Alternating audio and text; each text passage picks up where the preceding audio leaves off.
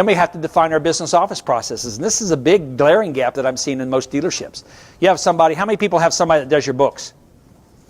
Okay, do you hold them to any level of accountability? Most of my guys aren't, so this is a part of it. So this is the process here. Daily, I want to see a report from my accountant or my bookkeeper in my dealership. I want to see sales by department, how many customer transactions we had, and what's the average sale by department. At the end of the day, before the bookkeeper leaves, they should compile that report, and that should be on my desk the next morning if I'm an owner or a manager. I want to see those numbers. Okay, that's what they're responsible for. No different than a shop is responsible for this, a parts department is responsible for this, sales department for this. I've got somebody in bookkeeping. These are the numbers I want to see. Doesn't take me long to look at them, but I can start looking for trending. Weekly, I want a composite of the daily reports plus labor cost as a % of sales. So I want to start looking at that on a weekly basis from the bookkeeper. All right, monthly, composite, total cost of goods sold, operating cost, gross profit, operating profit, overview of the top 10 customers. Why do I want an overview of the top 10 customers? Who came in this week that's some of our top customers? I want to know that. Do I want to know that as an owner?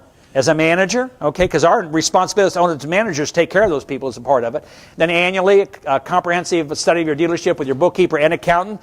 This is again where you guys have an accountant that does your taxes on a quarterly basis. I want you to get together with your bookkeeper and your accountant and have a meeting. And I'm going to tell you, most of your accountants really don't know how your business works. Right, and so this is where I tell all of you guys, then let me send you a list of all the ratios that your accountant should be looking at for you so they can sit down and understand the business. We had a dealership we were working with not too long ago, and we needed to see their financials, and they sent them to us. And when they sent them to us, I noticed that there was some glaring things missing on them. Now, the numbers were right, but they were not counting cost of goods sold in a separate category. They were just counting cost of goods sold as expense. And so when they were saying, well, we don't really know where our margins are at or anything like this, and I go, well, that's fairly simple. All we have to do is take our cost of goods sold, divide that into what we sell for, and your margins are there. And they go, well, we don't keep track of it that way. My accountant doesn't keep track of it that way. So when I got is there a problem in not knowing what your cost of goods sold are? Okay, all right. And is cost of goods sold an expense? Yes. So the accountant wasn't wrong, but they were just putting everything together. Here's how much we brought in. Here's all our expenses. So there's about 4 lines on the whole thing.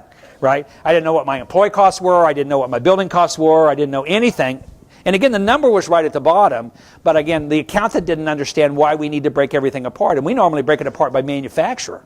Right? So we can look at it to determine, do we even want to keep this manufacturer anymore as a part of what we're doing? So that's part of what I want you guys to sit down with your accountant, and we'd be happy to have that conversation with them. Because it's not that they don't care, they just don't know. Our business is a very different type of business than what they have.